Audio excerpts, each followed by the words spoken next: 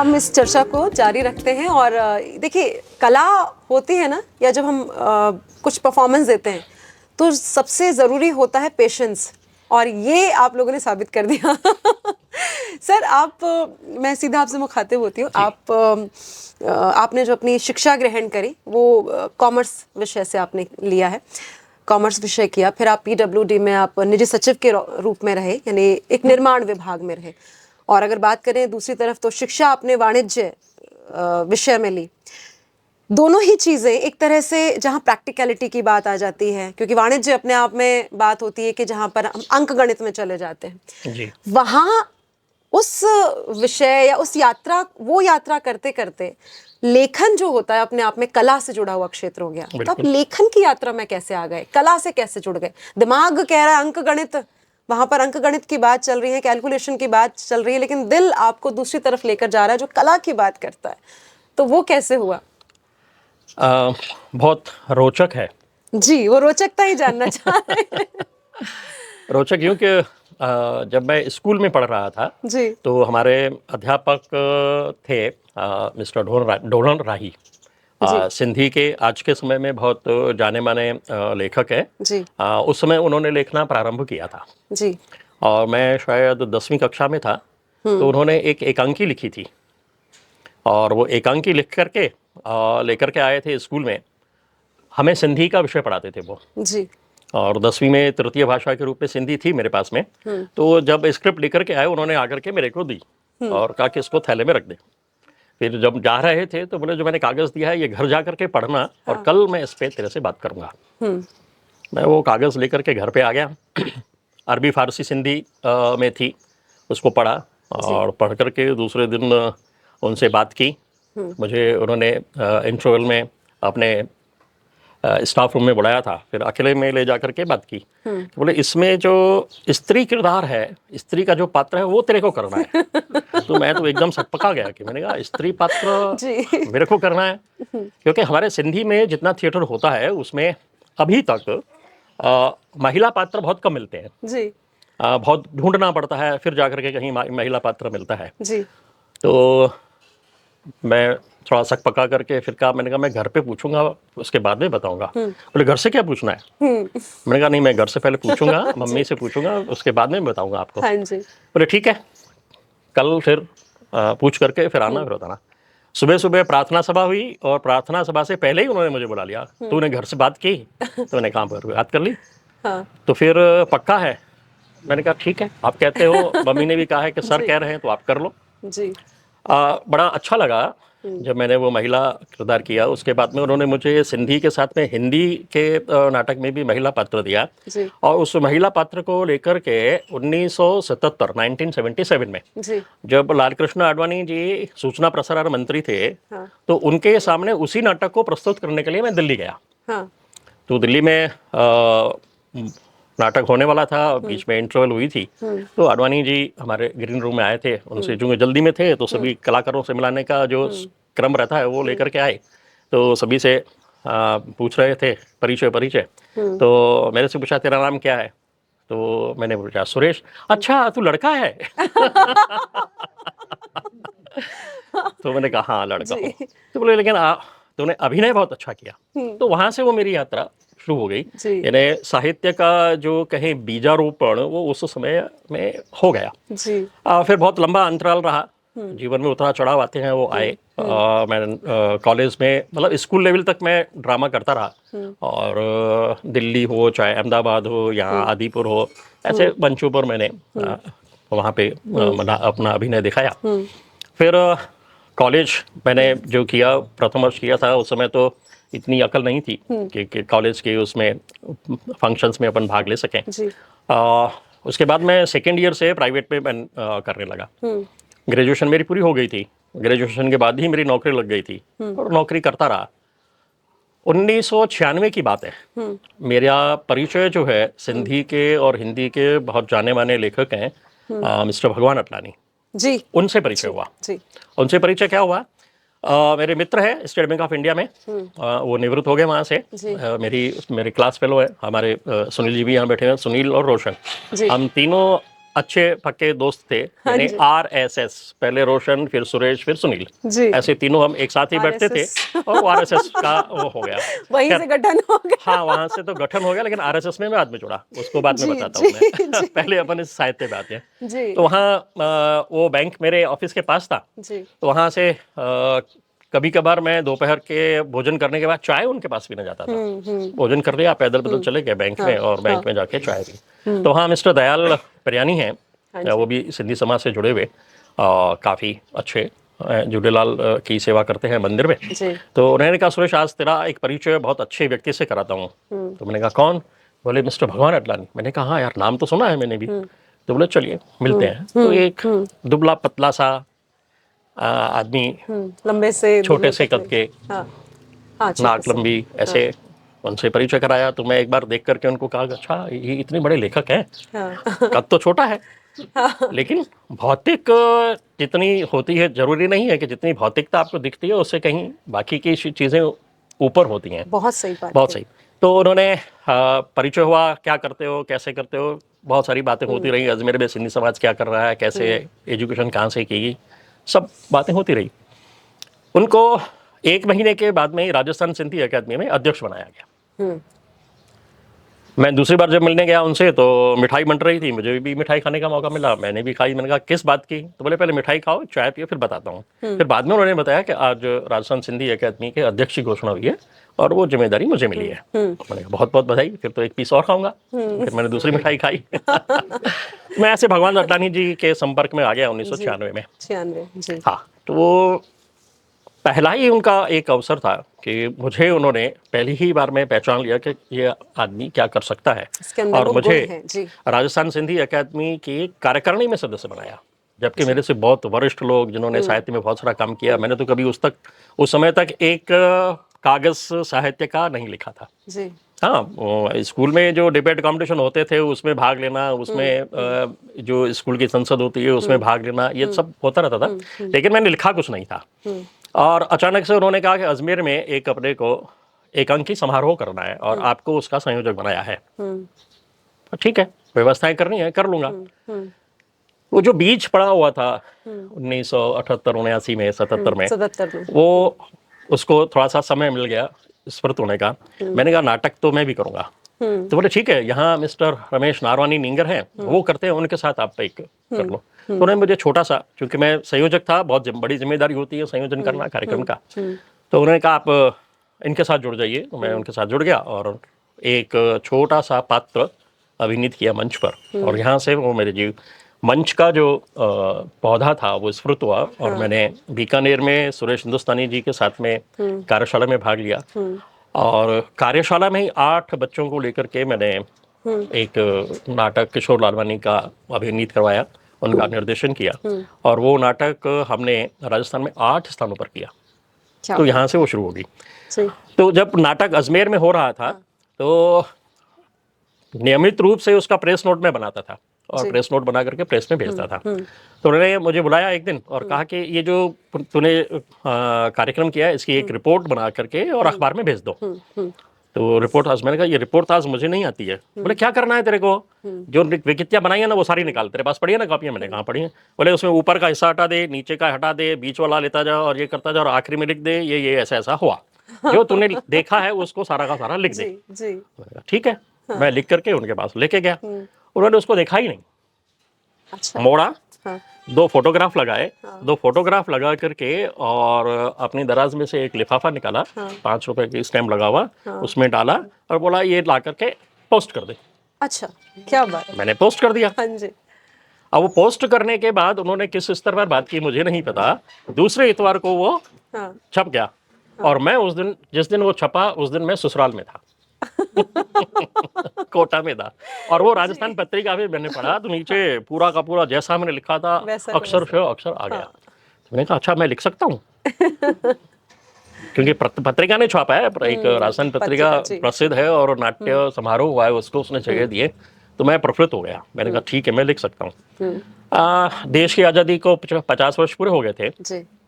विभाजन की कहानियां सिंधी में बहुत है, और उनका हिंदी में अनुवाद नहीं हुआ कभी भी। विभाजन को जितना कहें कि महत्व पंजाब और बंगाल को मिला है उतना सिंध को नहीं मिला, जबकि सिंध पूरा का पूरा पाकिस्तान में चला गया।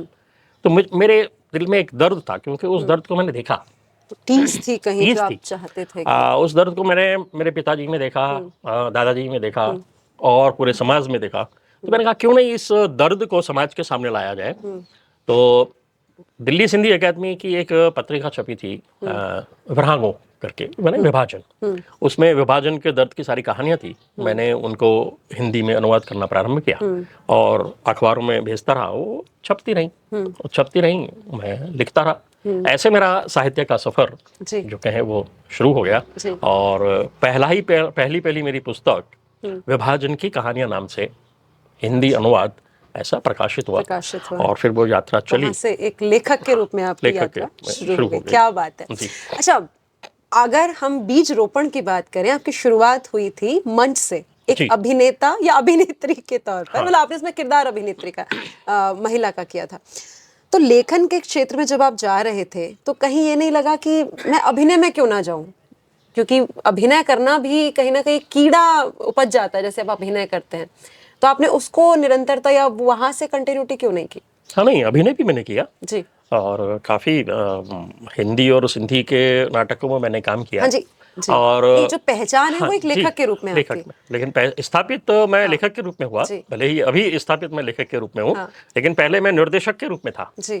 क्या हुआ, अजमेर में जो सिंधी और हिंदी का रंगमंच है बहुत ज्यादा समृद्ध नहीं है। जी। कुछ समारोह होते हैं फिर शांति हो जाती है, फिर समारोह होते हैं फिर शांति हो जाती है। और दूसरा, नाटक में समय देने के लिए बहुत चाहिए, आपको बहुत चाहिए। और दूसरा, यहाँ जो नाटक होते थे वो ज़्यादातर कॉमेडी किस्म के होते थे, जिसमें हास्य हो, व्यंग्य नहीं। देखिए, व्यंग्य अलग है, हास्य अलग है। और सिंधी समाज में जिसमें हास्य है वही नाटक चलता है, और जिसमें हास्य नहीं है वो नहीं चलता। मेरे एक मित्र ने पूछा कि सिंधी नाटक क्या? मैंने कहा सिंधी नाटक वो जिसमें एक नौकर हो, जिसको पट्टेदार पजामा पहना हुआ हो और अंगोछा, ये गमछा जो है कंधे पर हो और उसका नाड़ा लटक रहा हो, वो सिंधी नाटक है। बोले ये क्या बात करते हो यार, ऐसा सिंधी नाटक तो क्या? मैंने कहा आप उठा करके पूरा इतिहास देख लो, उसमें आपको ऐसा किरदार एक मिलेगा ही मिलेगा, उसके बाद ही वो सिंधी नाटक होगा, नहीं तो नहीं होगा। और मैंने सिंधी पे अभ्यास किया है पूरा। जी, आपके काफी रिसर्च है सिंधी भाषा और सिंधी साहित्य को आगे ले जाने में आपका काफी। यूं कहूं कि 1880 से लेकर के 2020 तक के सिंधी नाटकों का इतिहास लिखा है, जिसके 2 भाग प्रकाशित हुए, ये मेरे सामने ही पड़े हैं जी, दोनों। आप देख सकते हैं। तो हास्य व्यंग्य मुझे पसंद नहीं। व्यंग्य होना चाहिए, हास्य भी होना चाहिए, लेकिन जहाँ आवश्यकता हो। जी। और समाज को जितनी बात नाटक, सीरियस नाटक दे सकता है, उतना हास्य व्यंग्य नहीं दे सकता। हास्य व्यंग्य में आप बैठेंगे, सुनेंगे, हंसेंगे और चले जाएंगे। सीरियस नाटक आपको जब तक आपकी आंखों में आंसू आ रहे हैं वो याद रहेगा। उसको जब जब भी याद करोगे कि तो हाँ, वो फलाना जो नाटक था उसमें ये विषय था, उस विषय को अंदर तक झकझोर देता है। वो अंदर तक जब तक झकझोरे नहीं तब तक वो नाटक नहीं है। तो मुझे लगा कि मैं अभिनय कर रहा हूं तो मुझे निर्देशन जो देने वाले हैं उनमें इतनी परिपक्वता नहीं है, तो फिर मैं अभिनय छोड़ करके और निर्देशन में लगा। और मैंने ये तय किया कि जब मैं नाटक को निर्देशित करूंगा तो अभिनय नहीं करूंगा, और जब अभिनय करूंगा तो निर्देशन नहीं करूंगा। और उसका बहुत अच्छा उदाहरण रहा कि मैंने जब मेरा नाटक एक लिखा था और अशोक सक्सेना जी ने उसको निर्देशित किया और मैंने अभिनीत किया, और कोल्हापुर में अमोल पालेकर जी के सम्मुख वो प्रस्तुत हुआ। उसके 10 शो हुए हमारे, अजमेर में भी हुआ, कोल्हापुर में हुआ, दिल्ली में हुआ, और जयपुर और उदयपुर भी मैं करके आया उस नाटक को। तो यहाँ से फिर लगा कि अजमेर में हमें अच्छे कलाकार नहीं मिलने वाले, क्योंकि मैं जब कोई भी संहिता लिखता हूँ नाटक की तो मुझे उसमें स्त्री पात्र डालना पड़ेगा। और किसी भी परिवार की उठानी है या कोई समाज का विषय उठाना है तो उसमें स्त्री पात्र देने पड़ेंगे, और यहाँ स्त्री पात्र नहीं है। दूसरा, अजमेर के जो सिंधी समाज में अभिनय करने वाले हैं उसमें गंभीरता नहीं है, या यूं कहें हमारे पास में प्रोफेशनल आर्टिस्ट नहीं है, प्रोफेशनल डायरेक्टर्स नहीं है, प्रोफेशनल राइटर्स नहीं है। मैं भी प्रोफेशनल अप्रोच नहीं, जी, मैं भी प्रोफेशनल नहीं हूँ, मैं भी एमेच्योर आर्टिस्ट में और एमेच्योर राइटर में हूँ। तो इसलिए मैंने सोचा कि मैं अभिनय करूंगा। ये आपकी महानता है कि आप अपने आप को अमेच्योर कह रहे हैं, ये आपकी महानता है। और ये जो महानता है ना, अमेच्योर कहना, यही मैच्योरिटी है। तो फिर मैंने टेबल वर्क प्रारंभ किया जी। और नाटक की यूँ कहें कि एकांकियाँ मैंने लिखना प्रारंभ किया और जी। उसको मंचित करने के लिए स्वयं भी प्रयास किए और दूसरों को भी दिया। जी। तो ऐसे 2 एकांकी संग्रह मेरे प्रकाशित हैं। और फिर उस पे बाद में आया कि क्यों नहीं, हमारे एक डॉक्टर प्रेम प्रकाश जी हैं, उन्होंने सिंधी नाटक का इतिहास लिखा। वो इतिहास लिखा उन्होंने 1890 से लेके, और वो कहते हैं कि 1890 में सिंधी नाटक प्रारंभ हुआ। तो 1890 से उन्होंने 1990 तक कर दिया। और चूंकि मैं रंगमंच पर आ गया था और इतिहास के साथ में सिंधी साहित्य को पढ़ रहा था, और मेरे हाथ में भरत मुनि का नाट्यशास्त्र आ गया था। भरत मुनि के नाट्यशास्त्र के 19वें अध्याय में एक श्लोक है जिसमें उन्होंने लिखा है कि हेमवंत क्षेत्र में रहने वाले, सिंधु क्षेत्र में रहने वाले लोगों को उकारीय भाषा का प्रयोग करना चाहिए। और भरत मुनि का नाट्यशास्त्र ये कहा जाता है कि कम से कम 2 शताब्दियां पूर्व, यानी ईसा की शताब्दी शुरू होने से 2 शताब्दियां पहले का है। जब 2 शताब्दी पहले के नाटक के ग्रंथ में, जैसे हम 5वां वेद कहते हैं, उसके अध्याय में श्लोक लिखा है कि इस प्रकार के क्षेत्र में रहने वाले लोगों को, क्योंकि अध्याय 19 जो है ना, वो सारा भाषाई क्षेत्र को लिखता है कि किस भाषा में रह रहे हो आप, वहां पे किस भाषा का प्रयोग करोगे। तो उसमें जब वो लिखा हुआ है कि वहां सिंधु के क्षेत्र वालों को उकारीय भाषा लिखनी चाहिए, तो ये सिंधी का नाटक 1890 में कैसे प्रारंभ हो सकता है? ये नाटक हमारे पास पहले था, 1890 से पहले था। 1890 से पहले का इतिहास हमारे को नहीं मिलता है। उसका एक कारण है कि हमारे पास में जो ब्रिटिश शासनकाल है, वो 1700 के बाद में ब्रिटिश आना शुरू हुआ, व्यापार शुरू हो गया, और 1843 में ब्रिटिश की कंपनी ने सिंध को अपने कब्जे में ले लिया था और वहाँ ब्रिटिश शासन लग गया। 10 साल उन्होंने अध्ययन किया भाषा पे, और 1853 में चूंकि सिंध में मुस्लिम बाहुल्य था क्षेत्र, इसलिए वहाँ की जो लिपि थी, क्योंकि वहाँ 4 लिपियाँ चल रही थी, तो उन्होंने कहा कि इन 4 लिपियों के स्थान पर हमारे को एक लिपि करनी है। तो उन्होंने एक कमेटी बनाई और कमेटी ने बहुत ही, यूँ कहूँ मैं, षड्यंत्र पूर्वक और सोची समझी साजिश के तहत हमारी जो देवनागरी लिपि थी, उस लिपि को बदल के अरबी फारसी लिपि दे दी। अब वहां से साहित्य हमारा समाप्त हो गया। यानी एक दरवाजा आपने टोटली बंद कर दिया कि आप इसमें प्रवेश नहीं कर सकते। यानी वो पद्मनाभन मंदिर की तरह खजाना जो है वो अभी तक बंद पड़ा है, और हमारे यहाँ ऐसा कोई कोड नहीं था जो कहे कि सिंध के खजाने को बाहर निकालना है तो इसका ताला तोड़िए। और अभी भी हमारे यहाँ पे ऐसे बहुत सारे लोग हैं जो कहते हैं कि अरबी फारसी सिंधी हमारी मूल लिपि है, जबकि मूल लिपि देवनागरी है। क्योंकि ऋग्वेद किस में लिखा है? संस्कृत में लिखा है, और संस्कृत यानी देवनागरी, और ऋग्वेद सिंधु नदी के किनारे पर लिखा गया। तो हमारा लिपि तो वहां हो गई ना। आपने समाप्त कर दिया तो साहित्य नहीं है, साहित्य नहीं है तो जो किताबें मिलती हैं उसमें से वो लिखा निकाल करके वही हमारे लिए, वो हमारे लिए तथ्य है। और देखिए, जब हम शोध की बात करते हैं तो शोध के लिए आपको चश्मे का नंबर बदलना पड़ता है। क्या बात है, चश्मे का नंबर बदलना पड़ेगा, ना सिर्फ शोध के लिए बल्कि नए नजरिए के लिए भी।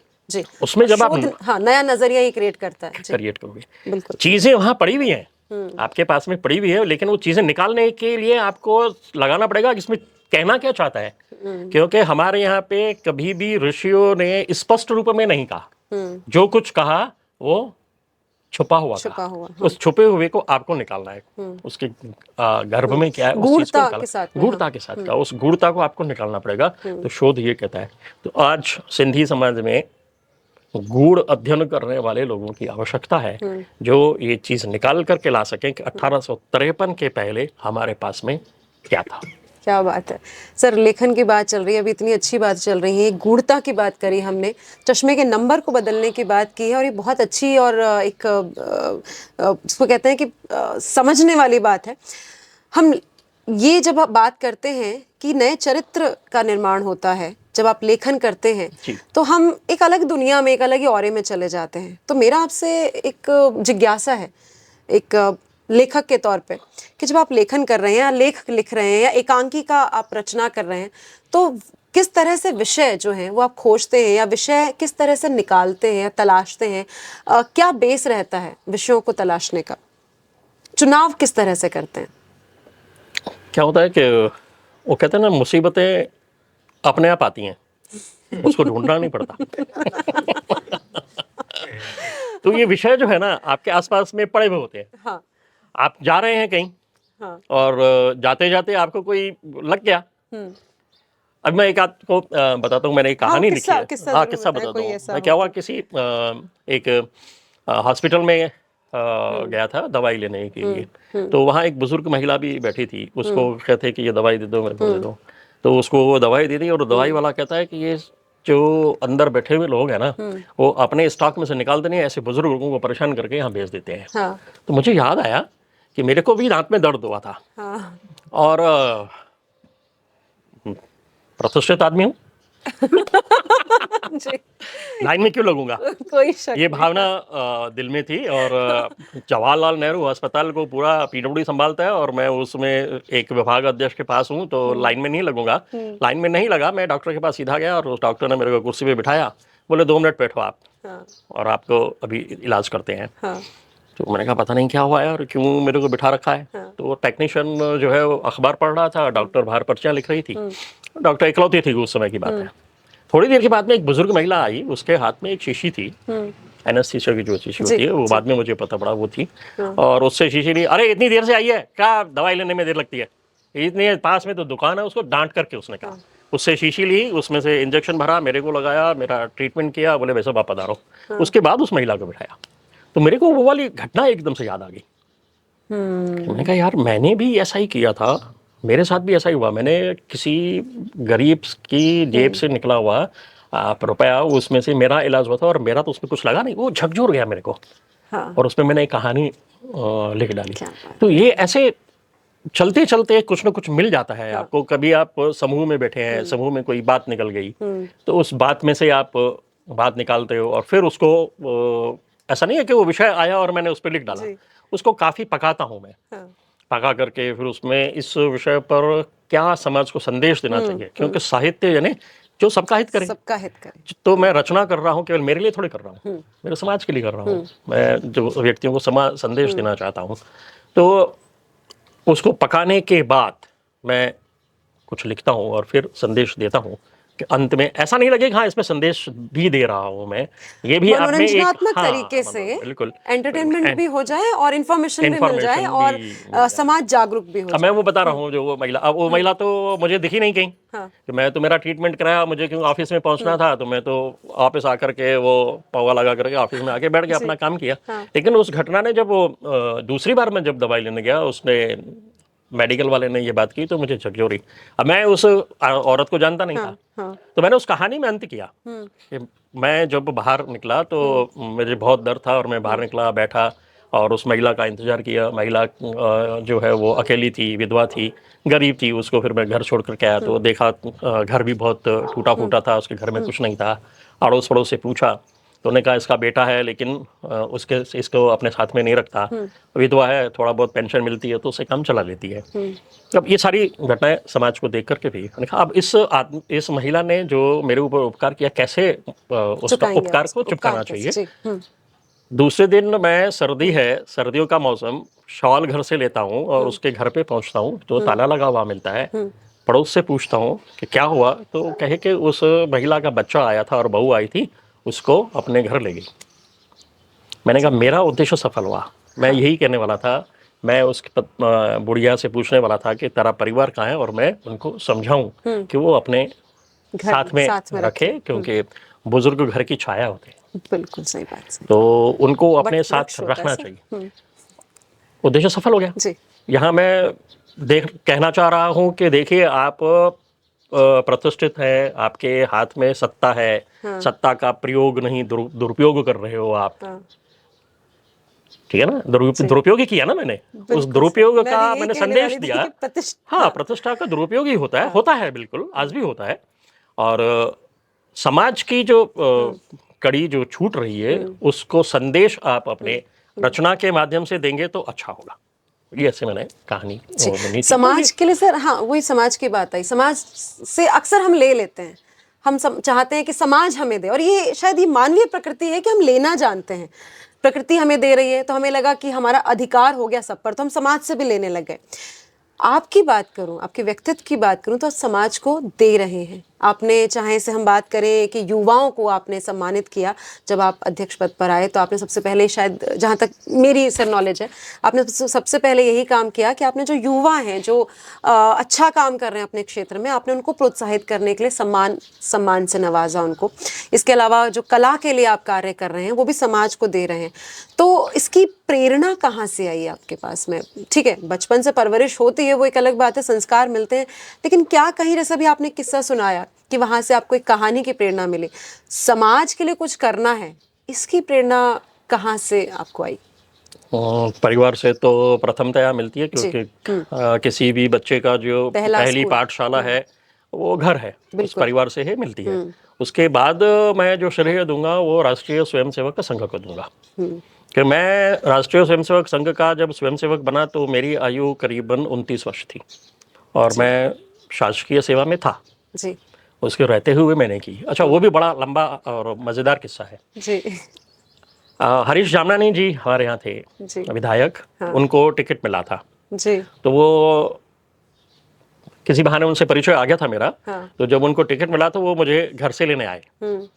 तो मैंने पिताजी से पूछा कि ये आदमी आया है और मेरे को कहता है मेरे साथ में चलो, तो मैं जाऊं कि नहीं जाऊं? तो पिताजी ने कहा ठीक है, क्योंकि पिताजी भी पुराने जनसंघ के कार्यकर्ता थे और सिंध में स्वयंसेवक बने थे और यहाँ भारत में आने के बाद भी वो शाखा में जाते थे, यानी संस्कार घर से आपके डेवलप। तो मैं उनके साथ चला गया और उन्होंने मुझे एक वार्ड का जिम्मेदारी दे दी, जिस वार्ड में मैं रह रहा था, वार्ड 20 में। मुझे तो ABCD पता नहीं थी राजनीति की, लेकिन जो मेरे साथ में मेरे भाई थे 4, उनको लिया, आसपास में जो जानते थे उनको लिया, उनको लेकर के और उस राजनीतिक यज्ञ में अपनी आहुतियाँ दी। अब क्या हुआ कि सेवा का या काम करने का एक अवसर मिल गया, तो उस काम के बाद यानी राजनीति की जो धरातल होता है वो थोड़े दिनों के लिए काम करते हैं, फिर वो नेपथ्य में चला जाता है। लेकिन सतत काम करना हो तो किसी भी सामाजिक संगठन से जुड़ना पड़ेगा। और हरीश जामनानी से जुड़ने के बाद मेरा परिचय भाऊ प्रभुदास जी से आया, जो हमारे संघ के पहले महानगर के कार्यवाह थे। तो जब काम खत्म हो गया तो वह उनके पास में गया, मैंने कहा भाऊ, हम उनको भाऊ ही बोलते थे, पूरा महानगर अजमेर का उनको भाऊ ही बोलते हैं, आज भी भाऊ बोलते हैं। मैंने कहा भाऊ स्वयंसेवक बनना है, तो बोले हाँ ठीक है बना देंगे। मैंने कहा कोई फार्म वार्म होता होगा, तो फार्म दे दो मैं भर के लाऊं घर से। तो बोले हाँ ठीक है मैं फार्म भरवा दूंगा। ठीक है, बात आई गई हो गई, 2-4-5 दिन बीत गए, कुछ हुआ नहीं। तो मेरे साथ में एक स्वयंसेवक पहले से थे जो इसमें चुनाव महायज्ञ में लगे थे। तो उन्होंने कहा सुरेश जी चलो कल आपको सुबह शाखा लेके चलते हैं। मैंने कहा ठीक है, कहाँ चलेंगे? बोले पुरानी मंडी वाली में चलेंगे। ठीक है, कितने बजे? बोले मैं 6 बजे आ जाऊँगा। मैंने कहा मैं 6 बजे तैयार मिलूंगा। मैं 6 बजे तैयार हो गया, वो आए नहीं। तो मैंने जूते पहने और मेरे घर के पास में ही मातृ मंदिर में शाखा लगती थी, वहां मुझे कोई जानता नहीं था, लेकिन मैं वहां पहुंच गया। तो ध्वज प्रणाम हुआ और शाम को प्रार्थना हो गई तो स्वयंसेवक हो गए और वहां लगातार जाना हो गया। तो संघ के साथ में जो मेरा संपर्क आया, उसके बाद मैं निरंतर वहाँ जाता रहा और वहाँ का प्रथम वर्ष किया, द्वितीय वर्ष किया, तृतीय वर्ष किया और 3 वर्ष करने के बाद मैं संघ की विभिन्न दायित्वों पर रहा। उसके बाद मुझे संस्कार भारती की संस्कार भारती से पहले मुझे भारतीय शिक्षण मंडल में जिम्मेदारी दी गई कि शिक्षा के क्षेत्र में ऐसा काम करना है, क्योंकि मैं उस समय आदर्श विद्यालय जो है हमारा जिसमें मैं पढ़ा था उसका जॉइंट सेक्रेटरी था। तो वहाँ से मैंने काम शुरू किया, शिक्षण मंडल में किया। फिर चूंकि मैं नाटक करने लगा था तो हमारे प्रांत प्रचारक जी सुरेश जी थे, उन्होंने कहा कि आप कला क्षेत्र में आ रहे हैं तो आप संस्कार भारती संभालिए। मैं 2001 से संस्कार भारती संभाल रहा हूँ। संस्कार भारती में जो भी दायित्व मिलता है उसको मैं पूरा करने का पूरा प्रयास करता हूँ और उसमें सारी कलाओं का समावेश होता है, चाहे नाटक हो, चाहे संगीत हो, चाहे नृत्य हो। उस क्षेत्र में, कला क्षेत्र में काम करने वाले लोगों को जोड़ते हैं और राष्ट्र हित में किस प्रकार कला का प्रयोग करेंगे। देखिए कला कला के लिए नहीं है, जब साहित्य समाज का दर्पण है तो कला भी तो साहित्य का दर्पण ही है ना। बिल्कुल है, क्योंकि साहित्य के माध्यम से कला आगे बढ़ती है। तो इस प्रकार से वो कला का फिर जो बीजारोपण हुआ था, प्रचार था, उस कारण से मैंने राजस्थान में पूरे में काम करना प्रारंभ किया और आज भी संस्कार भारती से जुड़े हुए बहुत सारे कलाकार हैं जिनसे परिचित हूँ और उनके माध्यम से हम काम कर रहे हैं अभी और चल रहा है। यानी परिवार से जो संस्कार मिले समाज का उत्थान करने का या समाज सेवा करने का, वो आपका धीरे धीरे और उसको आगे बढ़ाया संघ ने, आपके संस्थान, और इस तरह से खुद के अंदर का भी एक वो था कि हमें करना है, व्यक्तित्व जो था। तो ये अच्छी बात है सर। आपने हरी हिमथानी साहब, उनकी कहानियों पर बात करें, महाराजा दाहिर सेन पर भी आपने ऐतिहासिक लेख लिखा। कहा जाता है कि चित्तौड़ में पहला जौहर हुआ था, जी। लेकिन पहला जौहर सिंध में हुआ था। अच्छा। सिंध पर आक्रमण 6ठी शताब्दी से शुरू हो गए थे। यानी जब इस्लाम का प्रादुर्भाव हुआ है तो इस्लाम का प्रादुर्भाव सिंध के पास में इराक ईरान में हुआ है। और वहीं से इस्लाम को बढ़ाने, मतलब वहाँ जो सत्तालोलुप लोग थे, उन्होंने इस्लाम का दुरुपयोग किया। मैं इसको बिल्कुल स्पष्ट रूप से, क्योंकि इतिहास कहता है कि उन्होंने अपनी सत्ता को बनाए रखने के लिए इस्लाम को उपयोग किया और इस्लाम को बढ़ाना है। वो ये नहीं कहते थे सीधे सीधे कि मुझे मेरा राज्य बढ़ाना है। उन्होंने कहा इस्लाम को बढ़ाना है, और इस्लाम को बढ़ाने का बहाना लेकर के पूरे समाज में कत्लेआम किया और लोगों को इस्लाम कबूल करवाया, इस्लाम में परिवर्तित किया, और आज भी चल रहा है, जो गलत है।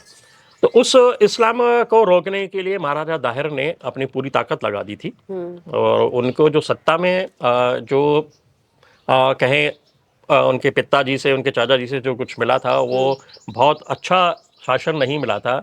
उनके समय में वर्ग भेद बहुत हो गया था, जाति भेद बहुत हो गया था।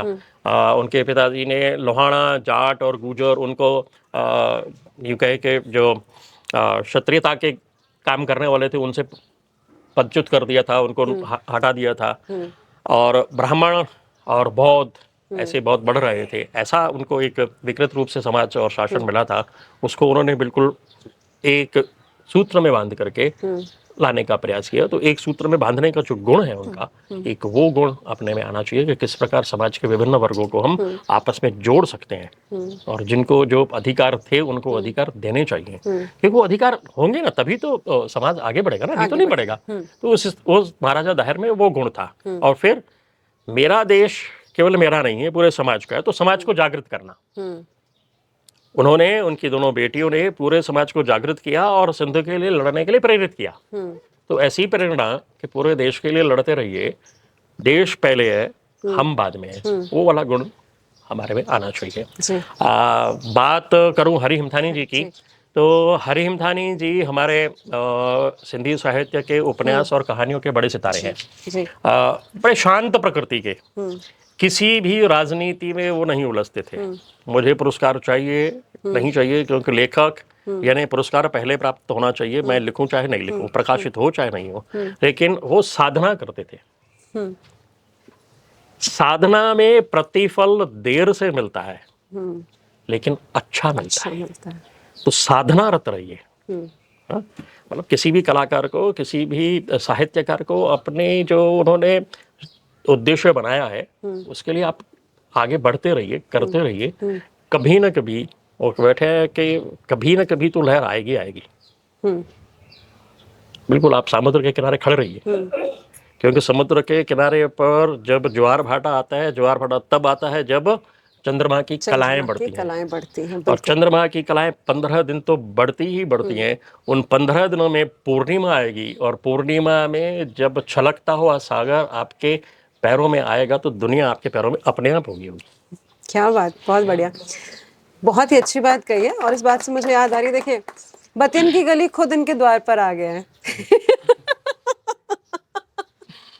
क्षमा प्रार्थी हूँ सर। मैं यहाँ पर सर के मित्र बैठे हुए उमाशंकर साहब जो गुण की बात कर रहे हैं कि मैं चाहता हूँ कि मेरे जो दाहिर सेन साहब हैं उनका एक गुण आए, तो मैं जानना चाहती हूँ कि उमाशंकर साहब कितना आपको लगता है इनके व्यक्तित्व को लेकर कि जो समाज को इकट्ठा करने की बात है, कैसे उमाशंकर साहब? हाँ, तो आप कुछ इनके बारे में कहें, मित्र हैं आप, इनके व्यक्तित्व को लेकर हम कुछ बात करना चाहें। इनकी विशेषता यही है, जिस क्षेत्र में जाते हैं जी तो उस क्षेत्र में टॉप पे पहुंच जाते हैं। अच्छा, ये इनका बहुत बड़ा विशेष गुण मैंने देखा जी। हाँ। और सर यही और इस गुण से आप कितने प्रभावित रहते हैं? उस प्रवास के कारण मित्रता बड़ी है हमारी। मित्रता की शुरुआत कैसे हुई? हाँ, मित्रता की शुरुआत की बात करें तो सर जैसे आपने इन्होंने बताया ना, संघ में जब ये आए तो उन्होंने देखा हमने जी, तो संघ में इतनी गति से एक दूसरे आगे नहीं बढ़ते हैं। हाँ ऐसा ही दूसरा राधा स्वामी सत्संग हॉल, जी, तो वहाँ भी इन्होंने काम किया। अच्छा, तो मेरे को किसी ने बताया कि सुरेश जी बुगलानी स्टेज पे थे, हाँ तो मैं कभी तो शुरू हुए थे, ये स्टेज पहुंच गया यहाँ पे। संघ में भी प्रथम वर्ष, द्वितीय वर्ष, तृतीय वर्ष लगातार 3 वर्षों में इन्होंने किया। और जब तृतीय वर्ष जब करने गए तो इनकी शादी हुई थी, अच्छा, प्रथम वर्ष में। प्रथम वर्ष में तो शादी हुई थी, और नेक्स्ट अगले दिन ही ये वहाँ संघ से में चले गए। शादी के अगले दिन ही? हाँ, क्या बात है। हाँ तो ये जब बातें सुनी तो लगा मुझे ये कोई व्यक्ति है, दूध व्यक्ति है, जी। जिसे मित्रता करनी चाहिए। हाँ और इसके कारण से मैं इसका मित्र बना। जी जी जी जी जी जी, क्या बात है। तो सर बोले इस कारण से वही हम जो बात कर रहे थे, मैंने स्टार्टिंग में भी की थी कि सर ने मुझे कहा था हाँ इतने लोग आने की उम्मीद है। मैंने कहा ठीक है, लेकिन जैसे जैसे हाउसफुल होता जा रहा था तो मैं समझ गई, मैंने कहा सर की प्रतिष्ठा, सर का जो एक अपनापन है वो उसी का कारण है कि आज आप लोग हैं सामने और सर को सुन रहे हैं और बतिन की गली का एक हिस्सा बन रहे हैं। सर बहुत बहुत शुक्रिया। मैं वापस आपके सामने मतलब एक सवाल, एक जिज्ञासा जो रहती है, अभी आपने पहले अपने वक्तव्य में कहा था कि अजमेर की बात करें, चाहे साहित्य को लेकर बात करें, चाहे रंगमंची गतिविधियों को लेकर बात करें, यहाँ आपको कुछ कमी लगती है या आपको उतनी परिपूर्णता नहीं लगती है। अगर हम दूसरे शहर की बात करें तो आज अजमेर, क्योंकि अब कहीं ना कहीं चीज़ें बढ़ रही हैं, हर शहर में कला को लेकर, साहित्य को लेकर चीज़ें बढ़ रही हैं, तो अभी अजमेर को आप कहाँ पाते हैं दूसरे शहर के तुलना में, या आपको क्या लगता है कि किस तरह से और बढ़ सकता है ये, या क्या प्रयास होने चाहिए? देखिए, जब मैं तुलना की बात करता हूँ तो अजमेर शिक्षा के क्षेत्र में अग्रणी रहा है। जी बिल्कुल। और मैं अगर सिंधी साहित्य की बात करता हूँ तो सिंधी साहित्य की जो गंगा है वो अजमेर से ही प्रारंभ हुई है। जी। पहला उपन्यास अजमेर में प्रकाशित हुआ, पहला जो साहित्य अकादमी का पुरस्कार मिला वो अजमेर के ही साहित्यकार को मिला। और हिंदी में अगर बात करूं या दूसरी भाषाओं में बात करूं तो हिंदी में भी हमारे यहाँ बहुत ही प्रतिष्ठित लोग रहे हैं। डॉक्टर बद्री प्रसाद पंचोली हैं, और भंवरलाल जोशी हैं, विष्णु जोशी हैं, विष्णु शर्मा हैं, और डॉक्टर चंद्र प्रकाश देवल हैं। ऐसे प्रतिष्ठित लोग यहाँ पर हैं और साहित्य की गतिविधियां निरंतर यहाँ रहती हैं। डॉक्टर राम जायसवाल जी जी। राम जायसवाल साहब का नाम 2 क्षेत्रों में हमें बहुत ही गर्व प्रदान करता है। एक गर्व प्रदान करता है उनका ड्राइंग एंड पेंटिंग में, वो वाटर कलर यूज़ करते हैं, यानी तरल वाटर पानी के माध्यम से जो कलर बनता है उसका, वो सिंथेटिक नहीं यूज़ करते। और उनके अंडर में करीबन 5-7 लोग बाग PhD कर चुके हैं। उनको मानद उपाधि मिली भी PhD की। नाटक के क्षेत्र में जरूर थोड़ा सा अजमेर पीछे है। उसका कारण मुझे लगता है कि नियमित रूप से रंगमंच का ना होना, और अजमेर में कोई रंगमंच का ना होना। मतलब यहाँ रंगमंच बना हुआ नहीं है, यहाँ जो बने हुए हैं वो प्रोफेशनल थिएटर्स नहीं बने हुए, वहाँ यहाँ पर कॉमर्शियल थिएटर्स बने हुए हैं। और जब हम नाटक करते हैं तो उसके लिए नाटक का रंगमंच चाहिए, उसकी पूरी सुविधाएं चाहिए। आज अगर न मुझे नाटक करना हो तो बहुत सारे संसाधन मुझे जुटाने पड़ेंगे। कभी लाइट वाले को इधर से बुलाना पड़ेगा, साउंड वाले को उधर से बुलाना पड़ेगा, पूरा साउंड सिस्टम नहीं मिलेगा, पूरी लाइटिंग नहीं मिलेगी। और वर्तमान में जो आधुनिक नाटक है वो लाइटों के माध्यम से ज़्यादा जाना जाता है, पर्दों के माध्यम से कम। वो सुविधाएं कम है, इस कारण से हमारा नाटक नहीं बन पाया। और दूसरा, बहुभाषी क्षेत्र होने के कारण यहाँ पे अजमेर में किसी एक भाषा का वर्चस्व नहीं है। बहुत सारी भाषाभाषी लोग रहते हैं, क्योंकि यहाँ रेलवे रहा है तो इस रेलवे में काम करने वाले लोग बाग उत्तर प्रदेश से, बिहार से, राजस्थान के अलग अलग शहरों से आए हैं, तो इसलिए उनकी अपनी अपनी स्थानीय कलाएं हैं, उनको वो बढ़ावा देते हैं। लेकिन इस प्रकार से कि रंगमंच कहें एक भाषा के रंगमंच को, वो उतनी प्रमुखता नहीं मिलती। तो उसकी प्रमुखता के लिए मुझे लगता है कि हमारी संगीत नाटक अकादमी और ललित जो कला और साहित्य पर्यटन विभाग जो है उसको एक पहल करनी चाहिए, यहाँ पर रंगमंच का निर्माण हो, फिर वहाँ पे गतिविधियाँ बढ़ेंगी। जैसे आप जयपुर में हम देखते हैं तो रविंद्र रंगमंच के बाहर कलाकार आपको मिलेंगे, बाहर रिहर्सल करते हुए मिलेंगे, अभ्यास करते हुए मिलेंगे। यहाँ ऐसी टोलियाँ नहीं बनेंगी जब तक कोई रंगमंच नहीं होगा। जब तक रंगमंच नहीं होगा। और साहित्य की तो मैं कहूँ तो समीक्षात्मक बैठकें नहीं होती, हाँ बाकी साहित्यिक संगोष्ठियाँ होती हैं और कवि गोष्ठियाँ भी खूब सारी होती है। सुरेंद्र चतुर्वेदी यहाँ हैं और हमारे क्या बोलते हैं उनका नाम, हमारे हास्य कलाकार काव्य रास बिहारी गौड़ है ना, वो आ चुके हैं अपने मंच पर, टीवी पर भी आ चुके हैं, लाफ्टर चैलेंज में भी आ चुके हैं। तो ऐसे कलाकार हैं हमारे पास, लेकिन सर यहाँ लेकिन एक पर्याप्त अवसर उनको मिले ना, तो सुविधाएं मिले तो लेकिन एक यहाँ पर मेरे मन में एक और प्रश्न उठ रहा है। हम बात करें मुंबई की बात करें या मेट्रो सिटीज की बात करें, चलिए जयपुर की भी बात कर लेते हैं। आजकल जो हुआ है कि वहां पर छोटे छोटे कमरों में रंगमंच हो रहा है। जो टोलियां हैं वो अपने संसाधनों के साथ में कर रही हैं, वो बहुत बड़े रंगमंच या रंगमंची सुविधाओं को दरकिनार तो नहीं कहूँगे, लेकिन ये है कि अगर नहीं मिल रहा है तो चलिए हम इसका दूसरा एक डिवाइस ढूंढ लेते हैं। तो क्या वो कहीं प्रयास किए जाएं या वो प्रयास संभव है? हाँ नहीं, वो प्रयास चल रहे हैं अजमेर में। लाखन सिंह जी हैं हमारे यहाँ के अजमेर में, उन्होंने अपने घर पर छत पर अपना एक छोटा सा मिनी थिएटर बना रखा है, जिसमें वो थिएटर करते हैं 6 महीने में 4 महीने में एक बार करते हैं। दूसरा योबी जॉर्ज हैं अजमेर के, उन्होंने नुक्कड़ नाटक को वो अपना कहें कि आय का साधन कहें, जीविकोपार्जन का साधन बनाया है और उसके माध्यम से कर रहे हैं वो। लेकिन वो जो नुक्कड़ नाटक करते हैं वो ये जो अपनी सरकारी योजनाएं हैं उन पर नुक्कड़ नाटक लिख करके, सामाजिक सरोकारों को लिख करके, और उन्होंने कभी नाटक नहीं किया। हाँ पहले किया, अब बाद में नहीं किया। जीविकोपार्जन भी रहा होगा। अब मेरा अगला सवाल जीविकोपार्जन से संबंधित ही है कि रंगमंच जो हमेशा से रहा है, कहा जाता है कि भाई एक जो रंगकर्मी होगा वो एक अगर झोला लटका रखा है, चप्पल पहन रखी है, कुर्ता पहन रखा है, तो समझ लीजिए कि वो रंगकर्मी है। या आज भी कहीं ना कहीं हमें इस तरह से परिभाषित किया जाता है रंगकर्मी को। तो कहीं ना कहीं होता है कि अच्छा तुम रंगमंच कर रहे हो तो पैसे की क्या जरूरत है। या किसी टोली में आप चले गए, अगर आपने गलती से पूछ लिया कि अच्छा सर इसमें पेमेंट भी है, तो ऐसी निगाहों से देखा जाता है कि अच्छा तुमने मुझसे पेमेंट कर, मैं कैसे पूछ लिया, तुम्हें पता नहीं कि रंगमंच में पेमेंट नहीं मिलता। तो ये जो है ना, ये क्वेश्चन मार्क है मेरे लिए। ये मेरे लिए है कि क्यों नहीं रंगमंच को भी हम एक व्यवसाय या जीविकोपार्जन का एक माध्यम नहीं बन सकता क्या? ये क्यों नहीं बन पा रहा है? क्यों नहीं प्रोफेशनल थिएटर डेवलप हो रहा है? जबकि बात करें मुंबई की, मराठी थिएटर की, गुजराती थिएटर की, हालांकि धीरे धीरे वहाँ पर भी बदलाव आ रहे हैं, लेकिन ये हिंदी भाषी रंगमंच क्यों नहीं प्रोफेशनल रंगमंच की तरफ बढ़ रहा है? इसका क्या कारण है और कैसे बन पाएगा कि हम इसमें अपना ब्रेड एंड बटर तलाश सकें? क्या हो सकता है? जितना रंगमंच क्षेत्रीय भाषाओं का समृद्ध हुआ है, उतना समृद्ध हिंदी का नहीं हुआ है। हाँ वो सर क्यों नहीं हुआ? क्या कारण रहा? हिंदी को अभी भी लोग बाग यूं कहें कि राष्ट्रभाषा के रूप में स्वीकार नहीं कर रहे। अभी भी क्षेत्रीय भाषाओं का दबाव जो है ना वो ज़्यादा है। वो बंगाल हो, चाहे मैं कहूँ मराठी हो, बंगला हो, मराठी हो, चाहे गुजराती हो। गुजराती का रंगमंच देखिए आप कितना अच्छा है, बहुत समृद्ध है। मराठी का है समृद्ध, बंगाली का समृद्ध है, लेकिन हिंदी का नहीं हुआ। अब हिंदी में क्यों नहीं हुआ? तो हिंदी की भी बहुत सारी बोलियां हैं, है ना, तो उन बोलियों के कारण जो है हम एक सिमटे हुए दायरे में रहते हैं।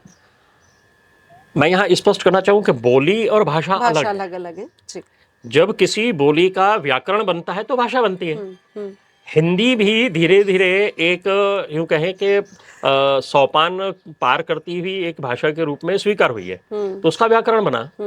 अब उस व्याकरण को स्वीकार करना चाहिए, स्वीकार करके और उसको आगे बढ़ाना चाहिए। ऐसी बात नहीं है कि हिंदी में काम नहीं हुआ, बहुत सारे लोगों ने लिखा, भले ही वो संस्कृत से हमारे नाटक शुरू हुए होंगे, हिंदी तक पहुंचे हैं, लेकिन अभी तक हिंदी रंगमंच जो है पूरे भारत देश में अगर मैं नज़र दौड़ाता हूँ तो उत्तर प्रदेश में कुछ मिलता है, कुछ मध्य भारत में मिलता है, मध्य प्रदेश में मिलता है, छत्तीसगढ़ ने उसी का भाग हो गया, इसमें थोड़ा हिंदी का रंगमंच मिलता है, लेकिन अभी तक व्यावसायिक रूप में यहाँ राजस्थान में उसको स्वीकार नहीं किया गया। और मैं आपको बताऊं आज की तारीख में जब हम टीवी सीरियल की बात करते हैं, सिनेमा की बात करते हैं, तो सिनेमा में भी जो कलाकार रंगमंच से गया है उसकी जब कला आप देखेंगे, और जो दूसरे प्रोफेशनल सीधे पूना के इंस्टीट्यूट से आते हैं उनकी, या जो डायरेक्ट यूँ कहें कि परिवारवाद से आते हैं, उनकी एक्टिंग में आपको फर्क दिखेगा।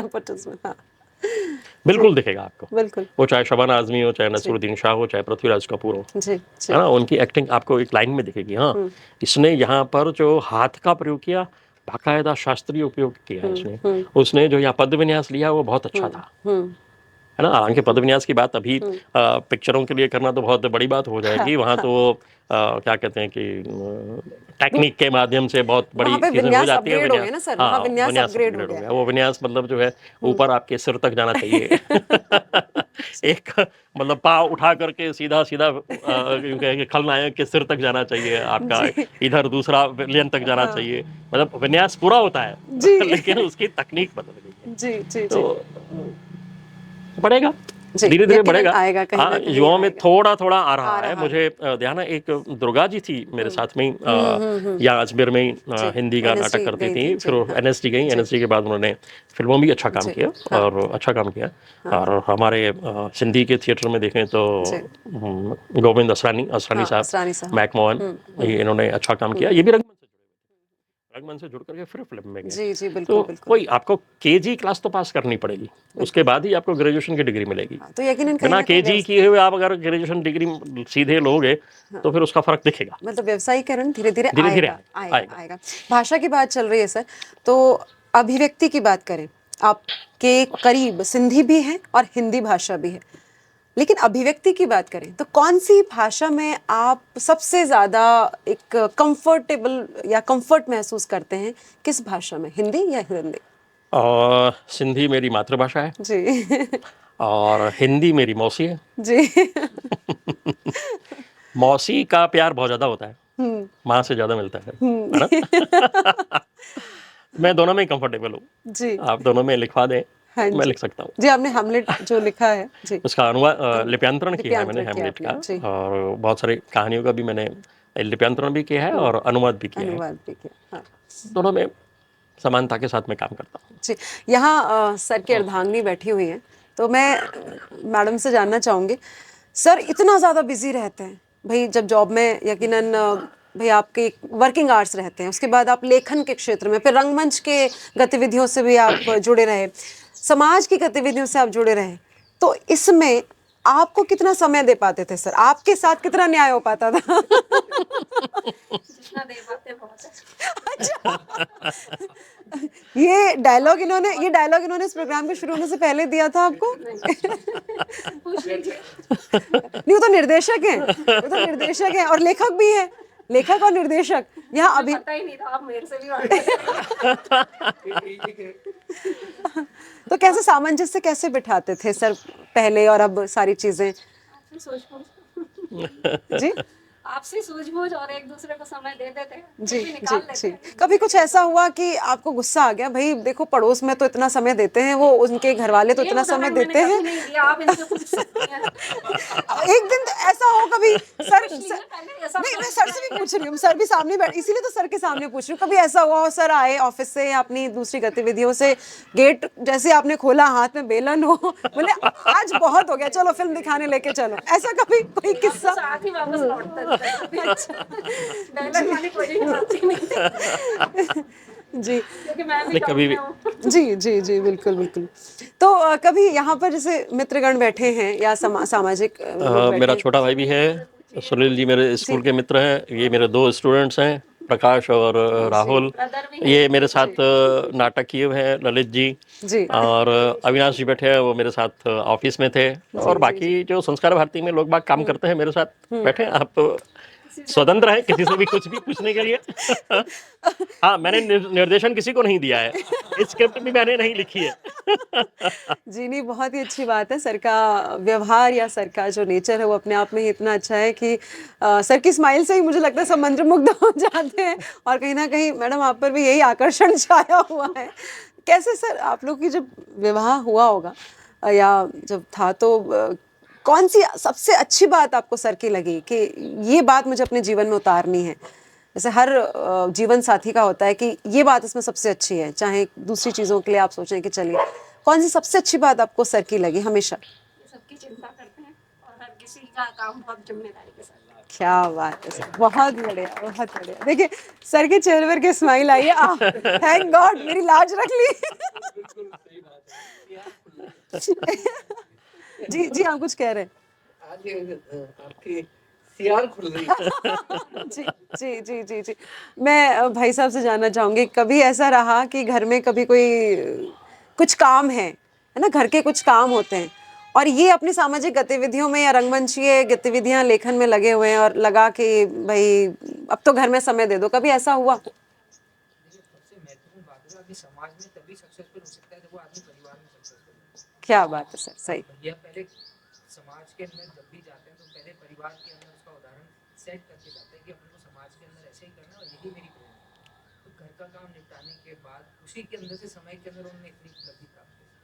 सर यही मैं जानना चाह रही हूँ, मेरे दिमाग में आ रहा है, जैसे हमारे साथ अक्सर ये होता है, हमारे पास सबके पास में 24 घंटे हैं, लेकिन अगर मैं अपनी बात करूँ तो वो समय का जो एक मैनेजमेंट है वो कहीं ना कहीं हमसे चूक जाते हैं हम उससे। आप कैसे निकाल लेते हैं? टाइम मैनेजमेंट कहें, समय प्रबंधन कहें, कैसे वो कर पाते हैं आप? क्योंकि आप लेखन के क्षेत्र से जुड़े हैं, रंगमंच गतिविधियों से आपका जुड़ाव है, संघ के कार्यों से जुड़े हैं, आप सामाजिक कार्यों से जुड़े हुए हैं, आपका एक जॉब प्रोफाइल भी काफ़ी यकीनन एक बिजी रहा होगा क्योंकि आप भवन निर्माण में निजी सचिव के रूप में आपने काफ़ी काम किया, काफ़ी दायित्व संभाले आपने। कैसे प्रबंधन किया समय का? काम की प्राथमिकताएं तय करते हैं। मेरी सबसे पहली प्राथमिकता थी कि मैं 10 से 5, जी। बाद में समय परिवर्तित हुआ 9:30 से 6 का, लेकिन 10 से 5 का जो है ना समय मैं पहले नौकरी को देता था।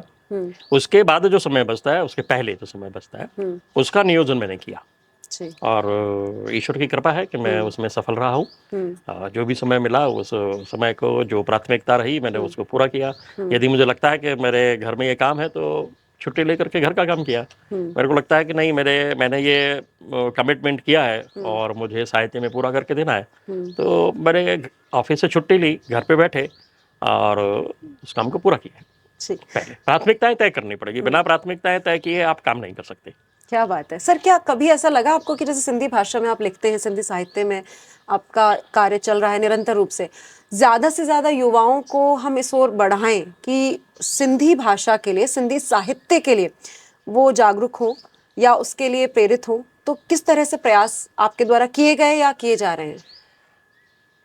युवाओं को जोड़ने के लिए मैं जब सिंधु साहित्य और कल्चर सोसाइटी में अध्यक्ष था, तो हमने युवाओं को सम्मानित करने का काम किया। जी। यानी जिन्होंने 12वीं में 80 से ज़्यादा प्रतिशत अंक प्राप्त किए, 11वीं में प्राप्त किए हैं, 12वीं में प्राप्त किए, 10वीं में प्राप्त किए, उनको हमने सम्मानित करने का क्रम जो है ना 3-4 साल तक लगातार किया। और उनमें सिंधी भाषा के माध्यम से किस प्रकार हम सिविल सर्विसेज में जा सकते हैं। आपको ध्यान हो तो हमारी जितनी भी भाषाएं हैं, लैंग्वेजेस है, उसका एक ऑप्शनल सब्जेक्ट है। उस ऑप्शनल सब्जेक्ट के माध्यम से आप सिविल सर्विसेज में जा सकते हैं। अच्छा। 5 पेपर होते हैं, उसमें 5वां पेपर एक ऑप्शनल आप लीजिए, उसमें आप सक्सेस होते हैं तो आप अपनी बात करते हैं। और जैसे मातृभाषा है, मातृभाषा चाहे वो संस्कृत हो, चाहे सिंधी हो, चाहे उर्दू हो, चाहे मराठी हो, चाहे तमिल तेलुगु हो, माँ की गोद में जाओगे तो प्यार मिलने ही वाला है ना। बिल्कुल। तो माँ की गोद में जाइए तो सही ना। आप जितना माँ से दूर रहेंगे उतना दुखी रहेंगे, जितना माँ के पास जाएंगे उतना सुखी रहेंगे। बहुत सही सर। तो ये भाषा आपको अपनानी चाहिए, उसके लिए मैं प्रयास करता हूँ। और मेरी जो पुस्तकें मैं प्रकाशित करता हूँ, वो प्रयास करता हूँ जिस भी कार्यक्रम में जाऊँ और वहाँ युवा मिलते हैं तो अपनी एक पुस्तक निःशुल्क उनको भेंट करता हूँ, क्योंकि देवनागरी में होती है या सिंधी में, अरबी फारसी में मैं नहीं लिखता हूँ। मेरी एक ही पुस्तक छपी है अरबी फारसी में, वो भी हरीम थानी जी की जो थीसिस है वो। बाकी मैंने सारी की सारी देवनागरी में छापी है, तो मैं उनको निःशुल्क देता हूँ। तो कहीं ना कहीं, कभी ना कभी कोई विचार आ गया उसको, तो वो पढ़ेगा तो अपने आप आकर्षित होगा। जी। अभी इस यूपीएससी में सिंधी सब्जेक्ट को लेकर के मैंने एक चैनल बनाया है। हमारे राहुल जी उसकी प्रेरणा के स्रोत हैं। तो सिंधु सागर भारत, प्रकाश बैठे हैं, तो इन दोनों ने मुझे प्रेरणा दी कि सर आप ये कर सकते हो। वो कभी कभी क्या होता है कि आप में कुछ है, वो दूसरों को पता होता है, आपको पता नहीं होता। तो उन्होंने कहा आप ये कर सकते हो, तो मैंने कहा मुझे पहले दिखाओ, बताओ फिर कैसे कर सकते हैं। फिर उन्होंने दिखाया, समझाया, तो मैंने प्रयास किया। तो जितना भी यूपीएससी का सिलेबस है वो आज नेट पर उपलब्ध है, यूट्यूब पर उपलब्ध है। कोई भी शिक्षार्थी उसको सुन करके सिंधी भाषा में, मैं कहूँ कि पारंगत तो नहीं कह सकता, हाँ उसकी जानकारी करके कुछ प्राप्त कर सकता है उसमें। जी। और ऐसे बहुत सारे विद्यार्थी हैं जो कहते हैं कि सर हम जब जा रहे होते हैं तो उसको यूट्यूब को हम बाथरूम में चला देते हैं और वो सुनते सुन रहते करके हैं और हम पेपर के दे करके आते जी। हैं और ऐसे उन्होंने अच्छी सफलताएं भी प्राप्त की हैं।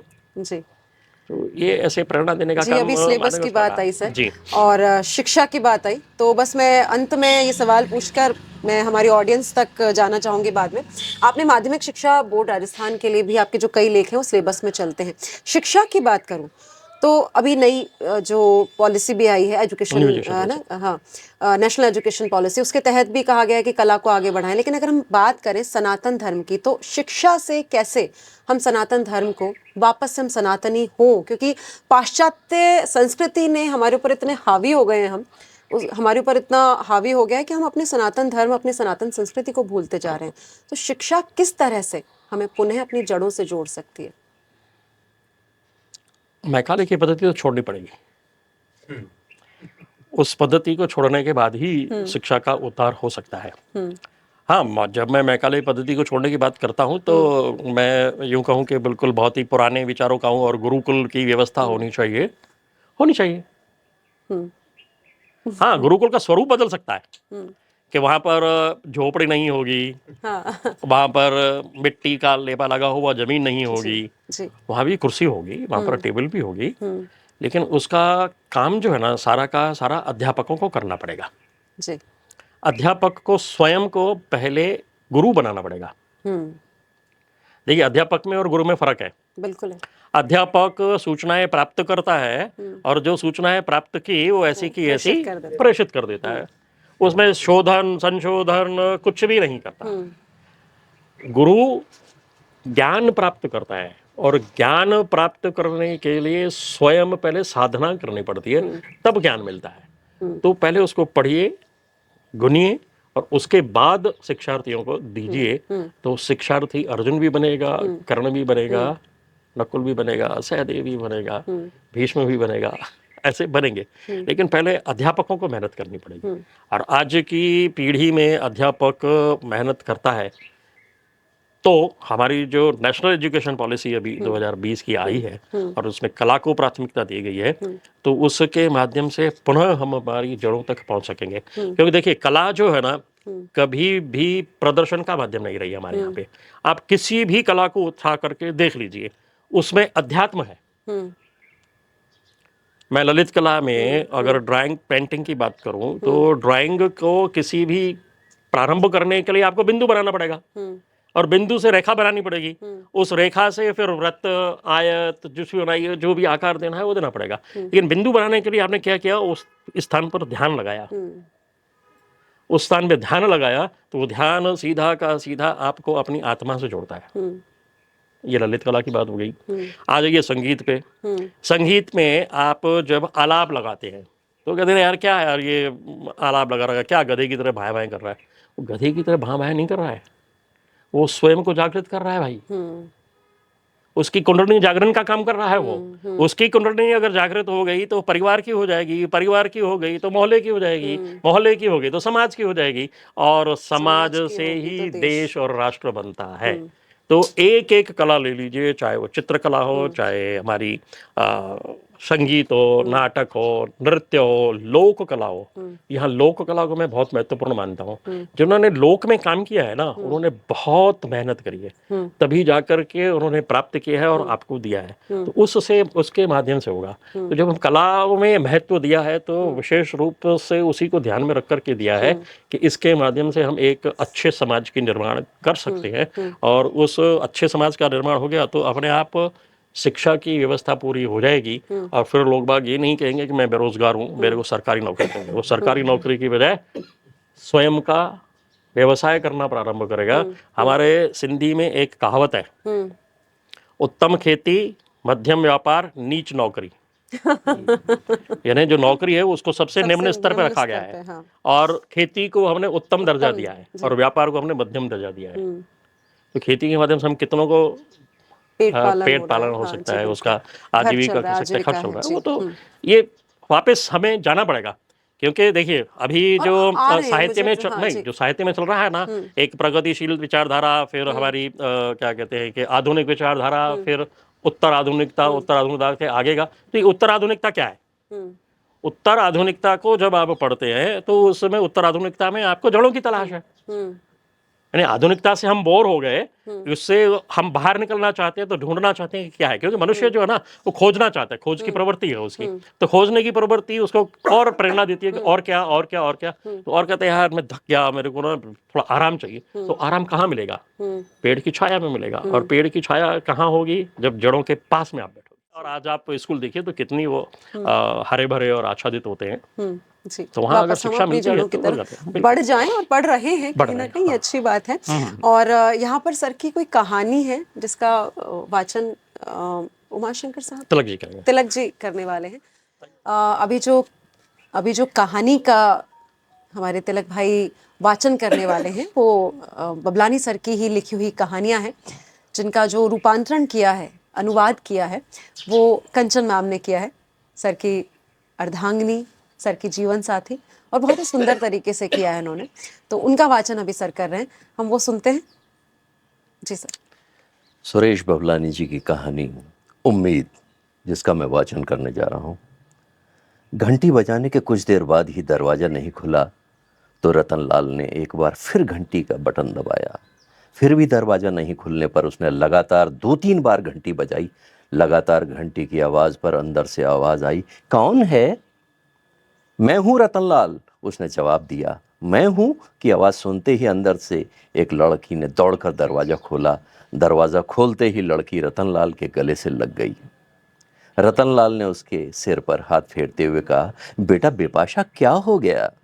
तुम इतनी घबराई हुई क्यों हो? पापा पापा, वह बिपाशा की आवाज़ ही नहीं निकल रही थी। रतनलाल ने फिर से बेटी के सिर पर प्यार से हाथ घुमाते हुए पूछा, बेटा तुम घबराओ मत, तुम बताओ तो सही कौन आया था? बिपाशा ने हिम्मत करके बताना शुरू किया, पापा थोड़ी देर पहले एक हट्टा कट्टा लंबा चौड़ा मोटा तगड़ा आदमी आया था। रतनलाल अचंभित होकर बोला, हट्टा कट्टा मूंछों वाला आदमी क्या कह रहा था? तुमने दरवाजा तो नहीं खोला? क्या कहा? बिपाशा ने सिसकते हुए कहा कि मैं पुलिस वाला हूँ, पापा को बुलाओ। मैंने कहा पापा तो नहीं है, पापा को कहना कि थाने पर आकर मिले। रतनलाल ने चैन की सांस ली। बेटी के सिर पर हाथ फेरते हुए उसे धीरज बंधाते हुए कहा, बेटा पुलिस वाले को देखकर तुम इतना घबरा क्यों गई हो? पर पापा आपको थाने पर क्यों बुलाया है? आपने ऐसा क्या कर दिया जो आपको थाने पर बुलाया है? कुछ भी तो नहीं बेटा, कुछ नहीं, बस साल में 2 बार थाने पर जाकर अपनी ठीक ठाक होने की खबर देनी पड़ती है। रतनलाल ने जवाब दिया, साल में 2 बार? आपने ऐसा कौन सा अपराध किया है कि आपको साल में 2 बार पुलिस थाने में जाना पड़ता है? 16 साल की बेटी के इस प्रश्न ने रतनलाल को अतीत में धकेल दिया। 25 साल पहले का नज़ारा उसे याद दिला दिया।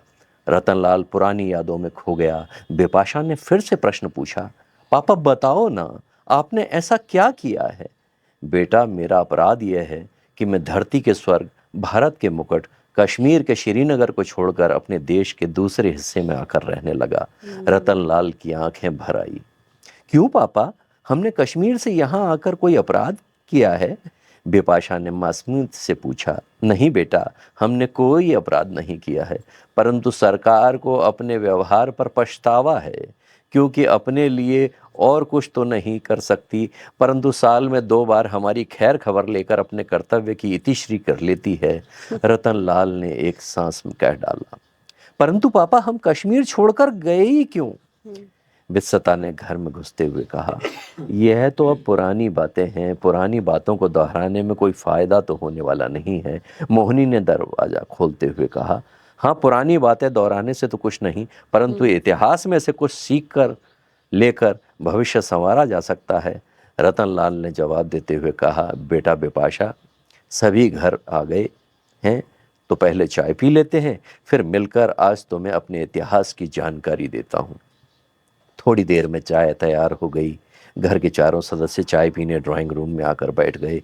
रतनलाल ने चाय का कप उठाते हुए कहना शुरू किया, मुझे अच्छी तरह से याद है, वह 19 जनवरी 1990 की सुबह थी जिस स्थान से ईश्वर की प्रार्थना, उपासना, आराधना करने के लिए आवाज लगाई जाती है, वहीं से आवाज आ रही थी, पंडितों, अब यह देश आजाद होने वाला है, तुम सबको अब यह देश खाली करके हिंदुस्तान जाना पड़ेगा। श्रीनगर शहर के एक नहीं बल्कि सभी मोहल्लों में लाउड स्पीकर पर यही सूचना दी जा रही थी। सारे शहर में सुबह सुबह ईश्वर की आराधना के बजाय देश छोड़कर जाने की आवाज़ लगाई जा रही थी। सूर्योदय हो चुका था, शहर में कोई हलचल दिखाई नहीं दे रही थी। हमारे आस पड़ोस के बुजुर्ग व्यक्ति आपस में सलाह मशूरा करने लगे। सभी ने एक मत होकर शहर नहीं छोड़ने का फैसला लिया। दोपहर तक मजहब के कट्टरपंथियों तक यह समाचार पहुंच गया। शाम को मोहल्ले में कट्टरपंथियों द्वारा राइफल और बंदूकों से हमला कर दिया गया। पड़ोस में रहने वाले मुखिया का परिवार उस हमले में शहीद हो गया। हमारे परिवारों में लूटपाट की गई और महिलाओं और बेटियों की इज्जत पर हमले हुए। बच्चों को माँ बाप से अलग करके रास्ते में उछालते हुए पैरों के नीचे कुचल दिया गया। उस खौफनाक मंजर ने सबको दहशत में ला दिया। सभी के घरों के दरवाजे बंद हो गए। शहर में कर्फ्यू लगा दिया गया था। शाम को सूर्यास्त के समय आकाश का रंग कुछ ज़्यादा ही लाल हो गया था, मानो आकाश बेगुनाह इंसानों के खून की गवाही दे रहा हो। आकाश का गहरा रंग देश में आने वाली मुसीबत से आगाह कर रहा था। रात आंखों में ही निकल गई। दूसरे दिन दंगों में मारे गए लोगों की अंतिम यात्रा का इंतज़ाम किया गया। मिलिट्री वालों को देखरेख में अंतिम संस्कार किए गए। कट्टरपंथी लोगों की शव यात्रा को भी नहीं छोड़ा। मिलिट्री के होते हुए भी कुछ नहीं कर पाए तो रास्ते पर थूकने से बाज नहीं आए। एक मत फैसला करके किसी ने भी घर को नहीं छोड़ा था। कितने ही दिन शहर में कर्फ्यू लगा रहा। कर्फ्यू में ढील मिलते ही पता चला कि कुछ परिवार शहर छोड़कर चले गए हैं। मैंने भी पिताजी को शहर छोड़कर चलने के लिए कहा, पर पिताजी ने जन्मभूमि छोड़कर चलने से मना कर दिया। मेरे बहुत समझाने पर भी पिताजी ने अपना इरादा नहीं बदला। 15 दिनों के बाद दिन के कर्फ्यू में छूट दी गई। रात को अभी भी कर्फ्यू था। एक दिन सुबह में तैयार होकर कॉलेज के लिए रवाना हुआ। वित्सता नदी के किनारे किनारे होता कॉलेज पहुंचा। कॉलेज में आज कम विद्यार्थी नजर आ रहे थे। स्टाफ रूम में बैठे सभी व्यक्तियों की नज़रें मेरी ओर थी। उनकी नज़रों में आए परिवर्तन को मैं साफ साफ अनुभव कर रहा था। मैंने अलमारी में से किताब और रजिस्टर निकाला और क्लासरूम की ओर रवाना हुआ। कल तक जो विद्यार्थी मुझसे नज़र मिलाकर बात नहीं करते थे, वह मेरी हंसी उड़ा रहे थे। अचानक ही एक विद्यार्थी ने मेरे सामने आकर मुझे एक कागज़ का टुकड़ा पकड़ा कर दिया। कागज़ खोलकर मैंने पढ़ा तो उस पर लिखा था, अपनी और अपने परिवार की सलामती चाहते हो तो जल्द ही ये देश छोड़कर हिंदुस्तान चले जाओ। यह कागज़ मुझे उसी विद्यार्थी ने दिया था जो पहले मुझे रोज़ गुरुजी प्रणाम कहकर आदर देता था। मैं अचंभित हो गया। क्या यह मेरी गुरु दक्षिणा थी? देश पराया हुआ नहीं, देश के लोग पहले ही पराये हो गए। वह लोग तो कठपुतलियाँ थे, उनकी डोर सरहद के उस पार थी, जो कि दूसरों के इशारों पर नाच रहे थे। कठपुतलियों से बात करना और उन्हें समझाना दीवार पर सर मारने जैसा ही था।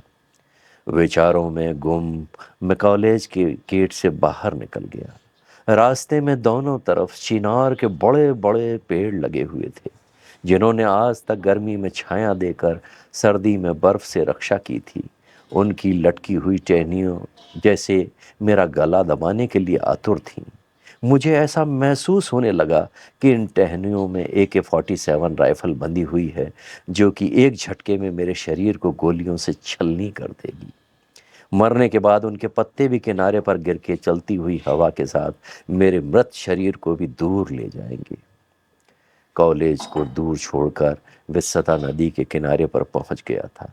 वित्सता का पानी अब उतना साफ नहीं था। पानी का मैला होना मेरी आंखों को चुभ रहा था। हवा में तैरती हुई केसर के फूलों की खुशबू भी आज लाशों की बदबू में बदल गई थी। सूर्यास्त हो रहा था। आकाश के एक कोने का रंग आज भी गहरा था। मेरे कदम घर की तरफ बढ़ने लगे। घर, आज तक तो घर है, कल का क्या पता। सूर्यास्त हो चुका था। श्रीनगर के रास्तों पर अंधेरा पसर गया था। रात को खाने के समय मैंने पिताजी को फिर से श्रीनगर छोड़कर चलने के लिए कहा, पर पिताजी ने अपनी दादाजी की ओर इच्छा को मुझे एक बार फिर बता दिया। मैंने माताजी को तैयार किया। पहले तो माताजी भी तैयार नहीं हो रही थी, परंतु मेरे बहुत जिद करने पर वह तैयार हो गईं। मैंने रात के अंधेरे में ही निकलने का निर्णय लिया। घर के पूजाघर में भगवान के हाथ जोड़कर खानदानी शंख को बजाने के लिए उठाया तो माताजी ने कंधे पर हाथ रखकर शांत करने का इरादा किया। शंख को दोनों हाथों में पकड़कर सर से लगाकर कपड़े वाली अटैची में रखकर माताजी का हाथ पकड़े पिताजी और दादाजी से आशीर्वाद लेकर मैं घर से निकल गया। लाल चौक में खड़ी मिलिट्री की गाड़ी में बैठकर बसंत पंचमी की सुबह जम्मू कश्मीर के शरणार्थी कैंप में जा पहुंचे। जम्मू के कैंप ऑफिस में नाम पता आदि का इंदराज कराया। हजारों की तादाद में घाटी के शरणार्थी कैंप में आ रहे थे तो कुछ कैंप छोड़कर जा रहे थे। जम्मू कैंप के फटे हुए तंबू में एक रात व्यतीत करने के बाद दिल्ली रवाना हो गए। घर से निकलते समय मेरी जेब में तनख्वाह में से बचे हुए 5,000 रुपये थे। दिल्ली देश की राजधानी दिल्ली, कहते हैं दिल्ली दिल वालों की दिल्ली। हाँ, दिल तो मेरा टूट चुका था और दिमाग में बहुत सारे सवाल थे। कहाँ रहेंगे, क्या करेंगे, क्या होगा आदि, और दिमाग के कोने में एक सवाल बार बार मेरे सवालों के ऊपर था कि अब वापस घर कब जाएंगे। दिल्ली में भी श्रीनगर से आने वालों की कैंप में भीड़ लगी हुई थी। जम्मू में कैंप की हालात आंखों से देखी थी। मैंने कैंप में नहीं जाने का निर्णय लिया और माताजी को अपने निर्णय से अवगत कराया। पुरानी दिल्ली के रेलवे स्टेशन पर चिंता और विचारों से घिरे हुए बैठे थे। अचानक माताजी ने, पास ही में शीशगंज गुरुद्वारा है, वहीं चलते हैं। रिक्शा से गुरुद्वारा पहुंचे, मत्था टेक कर शब्द कीर्तन सुनने आकर बैठे। कीर्तन में माताजी की स्कूल की सहेली रोहिणी मिल गई। हम उनके पास के घर में जा पहुंचे। कहते हैं ईश्वर एक दरवाज़ा बंद करता है तो दूसरा दरवाज़ा खोल देता है। रोहिणी मौसी का घर एक शानदार कोठी था। एक दिन की मेहमान नवाजी के बाद उनके गेस्ट हाउस में रहने लगे। काम की तलाश में सुबह से शाम तक दिल्ली के रास्ते नापता रहता था। श्रीनगर में हालात अभी भी ठीक नहीं हुए थे। रोज पंडितों के घरों को जलाने और खून खराबे का समाचार आता रहता था। एक दिन रोहिणी मौसी ने पिताजी को फ़ोन करके श्रीनगर छोड़कर आने के लिए तैयार कर लिया। पिताजी, दादाजी नरेंद्र के साथ आकर दिल्ली पहुँचे। घर पर ताला लगाकर उम्मीद के साथ कि एक दिन ज़रूर श्रीनगर वापस चलेंगे। कुछ महीनों बाद मुझे कॉलेज में एक नौकरी मिल गई और नरेंद्र पिताजी के मित्र के पास अमेरिका चला गया। मेरी शादी मोहिनी के साथ हुई और नरेंद्र ने सुलोचना से विवाह कर अमेरिका में ही घर बसाया। बिपाशा ने रतनलाल की लंबी कहानी को बीच में रोकते हुए पूछा, पापा आप हमसे अपना श्रीनगर घर में होने की बात और अपना कश्मीरी होने की बात आज तक छिपा के क्यों रखी? विस्सता ने भी बहन की हाँ में हाँ मिलाई। रतनलाल के उत्तर देने से पहले ही मोहिनी ने उत्तर देते हुए कहा, तुम्हारे पापा का अपनी मिट्टी से बहुत लगाव है। श्रीनगर की यादें आते ही तुम्हारे पापा भावनाओं में बह जाते हैं। इसलिए मैंने ही उन्हें मना किया था कि बच्चों से कभी भी इस बारे में कोई बात नहीं करेंगे। हमें क्या पता था कि आज बिपाशा की मुलाकात उस पुलिस वाले से हो जाएगी और पुरानी बातें सभी के सामने आ जाएंगी। बेटा, यह जीवन तो सांप सीढ़ी के खेल जैसा ही है। हमेशा सांप के काटे ही जरूरी नहीं है, कभी कभी कोई ना कोई तो सांप के फन को जरूर कुचल देगा। मैंने उम्मीद अभी नहीं छोड़ी है। एक ना एक दिन मैं फिर से श्रीनगर जाऊंगा और घर पर पिताजी के लगाए हुए ताले को खोलकर अपने घर में शंखनाद करते हुए ईश्वर की आरती करूंगा। जरूर करूंगा, जरूर करूंगा। क्या बहुत उत्तम। लेखनी में जितना दम उतना ही सर आपके वाचन में हमें एक भावुक और एक उस एरा में पहुंचा दिया, उस एरा में पहुंचा दिया जहां पर मतलब सारी चीज़ें विजुलाइज हो रही थी, जहां पर ये लग रहा था कि क्या वो रहा होगा एक मंजर जब इस तरह की घटनाक्रम वहाँ पे हुआ होगा। हम उस समय नहीं थे, मतलब मैं उस चीज़ को मैंने वैसे नहीं देखा है, फिल्मों वगैरह में देखा है, लेकिन जिस तरह से सर ने वाचन किया और जिस तरह से सर का लेखन रहा है, एक जो चीज़ें इन्होंने अपने उसमें वर्णन किया है चीज़ों का, एक छोटी छोटी चीज़ों का, कि कैसे नदी का पानी मैला दिख रहा है, उसके पीछे एक बहुत बड़ा गुण, जिसको हम अभी बात भी कर रहे थे, गुणता है। वाकई में सर लेखन में भी बहुत आपकी गुणता है, चीज़ों को दिखाता है, विजुलाइज करवाता है सर। और ये यही बात है जो हमें जोड़ रही है चीज़ों से, हमें अपनी जड़ों से। बहुत बहुत शुक्रिया सर, बहुत बहुत आभार। अब बहुत मन है कि और मैं आपसे चीज़ें पूछूं और ये जारी रहे, लेकिन क्या करें, समय की पाबंदी है। और अब मैं सीधा आप लोगों के ऊपर आती हूँ। अगर मन में कोई प्रश्न है या कोई जिज्ञासा है तो आप पूछ सकते हैं, और बस 1 या 2 हम सवाल या जिज्ञासाएं लेंगे। अगर यहाँ पर किसी के भी मन में कोई जिज्ञासा है, जो अभी तक नहीं पूछा किसी ने, कि सर से पूछने की हिम्मत नहीं होती ना कभी कभी, आज भविष्य में आपकी क्या योजना है?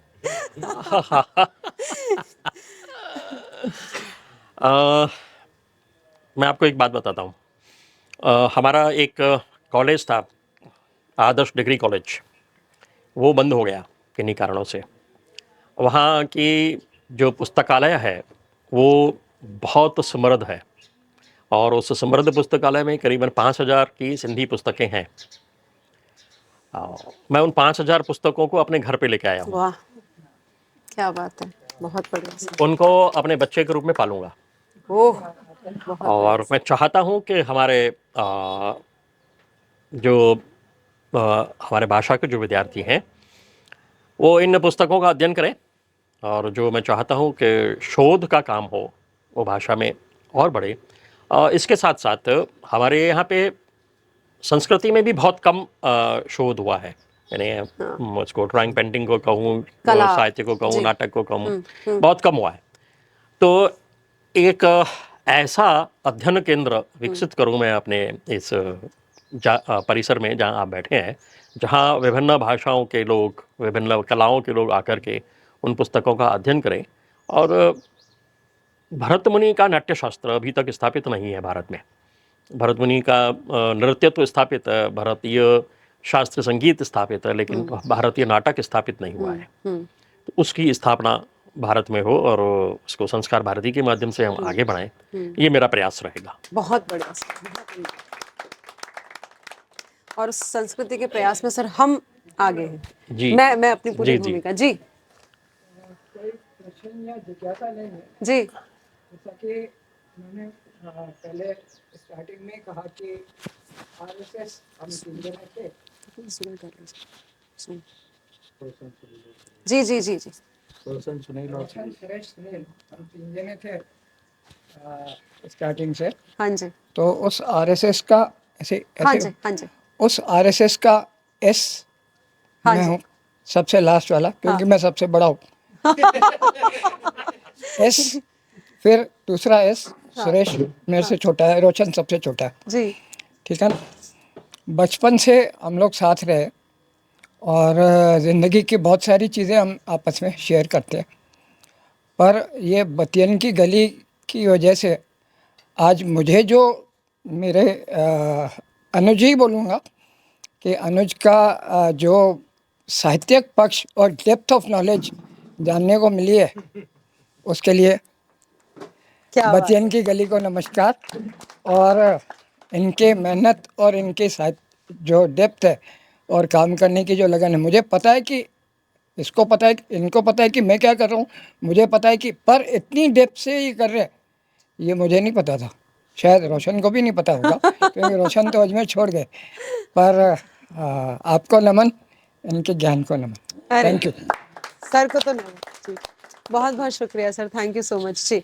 अंतिम एक सवाल या जिज्ञासा लेंगे और उसके बाद जी वो अच्छा वो भी है। ऐसा नहीं है कि यहीं पर हम जिज्ञासा या सवाल कर सकते हैं, इसके बाद भी सत्र तो जारी रहेगा, बातचीत का दौर है। बतियन चाय पे चर्चा और चलेगी। बतियन की गली सिर्फ गली में ही नहीं, हमारे साथ चलती रहेगी जी। सुरेश बबलानी जी को मैं बीएमएस के नेता के हिसाब से परिचित हुआ था। सिंधी साहित्य में ये एंट्रेंस लिया, इनका व्यवहार, संयम, धैर्य और मधुरता जी मुझे हमेशा आकर्षित करती थी। लेकिन आज मैं गौरवान्वित महसूस कर रहा हूँ कि हमारे मित्र सुरेश कितने साहित्य में आगे बढ़ गए हैं और कितना अच्छा कर रहे हैं। मेरे को बहुत ही गर्व है अपने दोस्त पर। धन्यवाद। बहुत बढ़िया सर, शुक्रिया, धन्यवाद। ले लेते हैं सर, आप भी क्या पूछना चाह रहे हैं, क्या बताएं सर। सर भावुक हो गए ऐसा लग रहा है, भावुक हो रहे हैं सर। नहीं। जी। जैसा कि बचपन से ही जब से आपने होश संभाला या कुछ उसकी तरफ बढ़े, आपने समाज सेवा और साहित्य सेवा के साथ कला को भी उतना ही प्रश्रय दिया। क्योंकि संस्कार भारती के एक बहुत बड़े दायित्ववान और ऊर्जावान आप शख्सियत है। संस्कार भारती साहित्य और कला पे विशेष रूप से काम करती है। अभी यहाँ जो चर्चा चल रही थी विशेष तौर से उसमें थिएटर को भी फोकस किया। जी। तो थिएटर को फोकस किया तो आपकी लेखनी में लोक अंचल को छूती हुई उस लेखनी के माध्यम से जो संदेश देने का आगे और क्या प्रयास रहेगा जिससे हम सबको एक प्रेरणा मिले और रंगमंच और लाभान्वित हो सके। जी सर। कृष्ण कुमार पाराशर जी ने बड़ा कठिन प्रश्न पूछा। देखिए, कहते ना अकेला चना भाड़ नहीं फोड़ सकता, जी। है ना। कभी भी कोई भी काम होगा तो सामूहिक रूप से होगा। और मैं संस्कार भारती के माध्यम से प्रयास करूंगा कि हमारे जो राजस्थानी के सांस्कृतिक क्षेत्र हैं, यानी अगर मैं अजमेर में बैठा हूँ तो अजमेर मेरवाड़ा क्षेत्र है, हमारा ढूंढाड़ क्षेत्र है, हमारा हाड़ौती क्षेत्र है, मेवाड़ है, मारवाड़ है, गोड़वाड़ है, ऐसे ये सांस्कृतिक क्षेत्र हैं सारे। इन क्षेत्रों में लोक कला बहुत भरपूर है। इन लोक कलाओं को अगर शोध करके, अनुसंधान करके समाज के सामने लाया जाए कि ये लोक जो चरी नृत्य था ना वो क्यों था। हमारे जो अभी हमने किशनगढ़ में एक कार्यक्रम किया अजमेर मेरवाड़ा का लोक उत्सव, तो लोक उत्सव में हवेली संगीत क्या है बहुत लोगों को पता नहीं है। या लोग बाग हवेली संगीत यानी गजल गायन की तरफ चला जाता है, लेकिन हवेली संगीत वो नहीं है। हवेली संगीत कृष्ण को समर्पित है, ठाकुर जी को समर्पित है।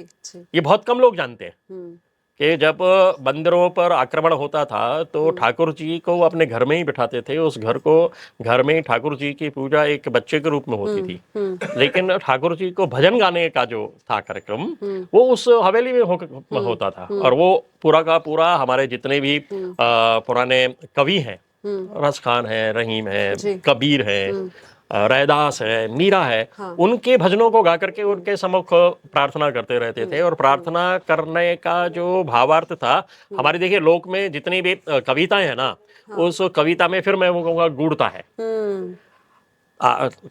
तुलसीदास ने जो अवधि में रामायण लिखी तो केवल राम की प्रशंसा आपके सामने नहीं करना था, राम राज्य की स्थापना करनी थी। लेकिन राम ने राज्य को कैसे स्थापित किया, समाज को साथ में लेकर के स्थापित किया। अब वो सीधे सीधे तो नहीं कह सकते थे क्योंकि उस समय जो है मुस्लिम राज्य था, मुसलमानों का राज्य था, और वहाँ पे गायन और ये जो है सीधे रूप से आपको बात करने की मनाही थी। तो उन्होंने अप्रत्यक्ष रूप से, प्रत्यक्ष रूप से नहीं कह कर अप्रत्यक्ष रूप से रामायण को लिखा ताकि आम जन तक पहुंचे। संस्कृत नहीं पहुंच सकती, व्यास जी ने संस्कृत में लिखा, तुलसी ने अवधि में लिखा, और अवधि में पहुंचा तो लोगों में जागृता आई। तो जो भक्ति काल का पीरियड है, उस भक्ति काल के पीरियड को हम जन जागरण का कह दें तो वो बहुत उपयुक्त होगा। और उसके माध्यम से जन जागृत हुआ, यानी जन किसके माध्यम से जागृत हुआ, लोक के माध्यम से। तो ये लोक के माध्यम से जन को पुनः जागृत करना और कलाओं की तरफ मोड़ना और कलाओं को पुनः अपना स्थान प्राप्ति करना, और यह होगा कला साधकों के माध्यम से। मैं यहाँ शब्द कला साधक प्रयोग कर रहा हूँ, कलाकार नहीं। कलाकार से कलाकार हो जाता है, हमें कलाकार नहीं बनना। साधना जब कहेंगे ना, हम साधक कहेंगे, जब तो आप अपने आप कलाकार बन जाएंगे। जब साधक आप साधना करिए तो करेंगे सही तो ना। कलाकार बनेंगे। साधना करेंगे ही नहीं, वो कहेंगे कि मैं कलाकार हूँ। और आज बहुत सारे हो जाते हैं, मैं उन पर नहीं जाता हूँ, उस विषय को छोड़ता हूँ, पाराशर जी के विषय को लेता हूँ। तो संस्कार भारती के माध्यम से हम प्रयास करेंगे कि ऐसे जितने भी हमारे कला क्षेत्र है, लोक कला क्षेत्र, उनको हम समृद्ध करें, और उसकी जो समृद्धता है, जो समृद्ध परंपरा है, उसको जन के सामने लेकर के आए। बिल्कुल। तो लोक कला से जन जब जुड़ जाएगा तो कला में अपने आप एक स्थान जो है ना प्राप्त होगा, और हम हमारा सभी जो लाभान्वित होंगे ही होंगे। जी। तो हम यहीं पर ये जो बातचीत का दौर है, संवाद है, मैंने कहा था कि संवाद समाप्त नहीं हुआ है। संवाद में अभी हम थोड़ा सा विराम ले रहे हैं, और आप स्वतंत्र हैं चाय पे चर्चा करने के लिए। चाय भी तैयार है। और बतियन की गली में यहाँ पर विराम है। बतियन की गली के फिर किसी एपिसोड में हम ऐसे ही मिलेंगे, चर्चा जारी रहेगी। और लेकिन यहाँ पर मैं आप सभी का बहुत बहुत आभार व्यक्त करती हूँ। और साथ ही अब मैं गगन सर अंदर से वो ट्रे अरुण जी चले गए। अच्छा, तो हम उमाशंकर जी से करवा लेते हैं। अशोक जी और योगवाला जी है ना, तिलक जी। ठीक है। मैं तिलक सर को आमंत्रित करना चाहूंगी, वे आए, और वो जो रखा है ना गगन सर, वो ले आए।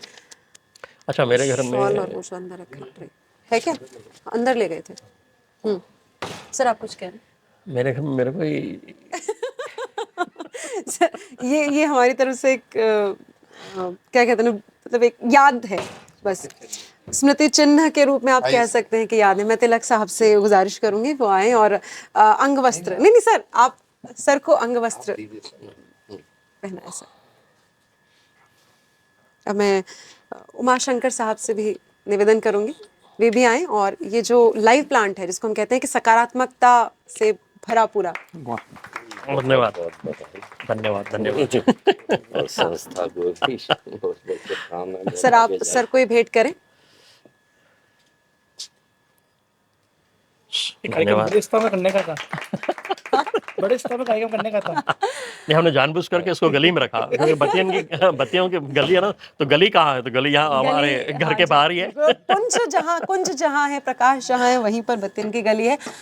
बत्तियन की गली सिप ऑफ आर्ट बहुत सारे संरक्षक के तौर पर हमसे जुड़े हुए हैं। सबसे पहले मैं नाम लेना चाहूंगी, सभी के साथ में जी, सबसे पहले मैं हमारे नाम लेना चाहूंगी जो संरक्षक के तौर पर बत्तियन की गली से जुड़े हुए हैं। जब 2019 में शुरू हुआ तो आदरणीय विश्वमोहन भट्ट साहब हमारे संरक्षक हैं। कला समीक्षक सर्वेश भट्ट साहब हमारे संरक्षक हैं।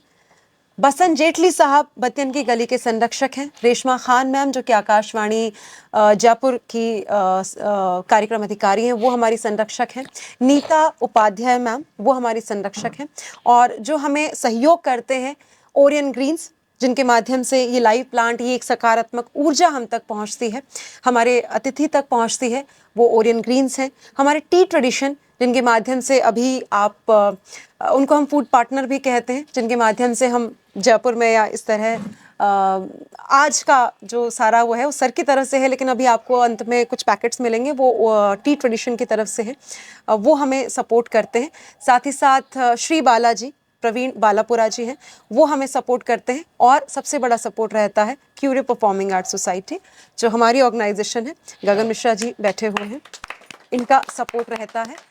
कलानेरी आर्ट गैलरी जयपुर में एक बड़ी गैलरी है, वो हमारे वेन्यू पार्टनर रहते हैं, उनका सपोर्ट रहता है।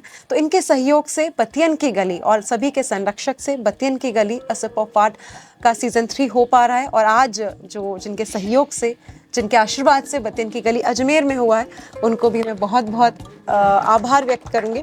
हमारे आदरणीय, मेरे बड़े भाई स्वरूप या मेरे आदरणीय डॉक्टर सुरेश बबलानी साहब, सर बहुत बहुत आभार sir, thank you so much आपका। मैं तो बहुत छोटा सा हूँ, मेरे से बड़े वरिष्ठ लोग बैठे हैं, आपने उनको छोड़ करके मुझे चुना है, तो ये मेरे लिए सर आपके सवाल का जवाब अभी सबने दिया था कि जो गुणता की बात होती है, जो जिस तरह से आपका अभी जो कहानी का वाचन हुआ उसमें सब आपके सवालों के जवाब थे। तो सर उसके लिए बहुत बहुत आभार, धन्यवाद कि ये आमंत्रण आपने स्वीकार किया। बहुत बहुत शुक्रिया sir, thank you so much, thank you आप सभी का आभार। फिर मिलेंगे हम बत्तियन की गली में, ऐसे ही मुस्कुराते हो आप। बहुत